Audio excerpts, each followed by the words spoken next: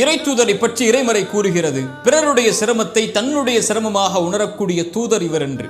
இப்படிப்பட்ட தூதரை பெற்றிருக்கக்கூடிய இந்த சமூகத்தில் தன்னையும் தான் சார்ந்திருக்கக்கூடிய குடும்பத்தையும் மகிழ்வு துக்கத்தை மட்டும் கணக்கில் கொண்டு அது அல்லாமல் உலகில் நடக்கின்ற எல்லாவற்றை விட்டும் கண்மூடி வாழக்கூடிய வாழ்வைத்தான் பலர் வாழ்ந்து கொண்டிருக்கிறார்கள். ஒரு வரலாற்று ஆசிரியர் சொல்லுவார், ஒரு தனி மனிதனுக்கு இழைக்கப்படுகின்ற படுகொலை அநீதியாக கருதப்படும், ஒரு சமூகத்திற்கே இழைக்கப்படுகின்ற படுகொலை வெறும் கணக்குகளாக மட்டுமே பதியப்படும்.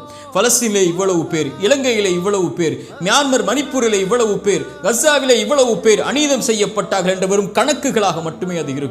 நாம் வாழக்கூடிய வாழ்விலேயே எத்தனையோ பேர் அநீதத்தின் தீர்ப்புகளால் சிறைபிடிக்கப்பட்டு அகதிகள் முகாம்களில் அடைக்கப்பட்டு அநீதம் செய்யப்பட்டு கொண்டிருக்கிறார்கள். குறிப்பாக ஆஃபியா சித்திகி இந்த சகோதரருடைய வாழ்வை ஒரு 5-10 நிமிடங்கள் ஒதுக்கி படித்து பாருங்கள். 85 ஆண்டுகால சிறைச்சாலை இந்த பெண்ணுக்கு ஏன்? இந்த பெண் மீது நிரூபிக்கப்பட்ட குற்றம் என்ன? இந்த பெண்ணுக்கு கொடுக்கப்பட்ட அந்த அநீதத்தின் தீர்ப்பின் காரணம் என்ன? கொஞ்சம் படித்து பாருங்கள். இந்த சகோதரி மட்டுமல்ல, இது போன்று இந்த உலகத்திலே எத்தனையோ பேர், எத்தனையோ லட்சம் பேர் அநீதத்தின் தீர்ப்புகளால் பாதிக்கப்பட்டு நீதிக்காக குரல் கொடுக்க யாரும் இல்லாமல் சிறைச்சாலைகளிலும் அகதிகள் முகாம்களிலும் வாழ்ந்து கொண்டிருக்கிறார்கள்.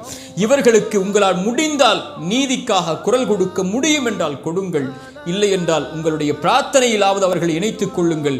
இல்லையெனில் ஒரு நாள் வரும், இந்த அநீதத்தின் தீர்ப்பில் நானும் நீங்களும் கூட உட்படுத்த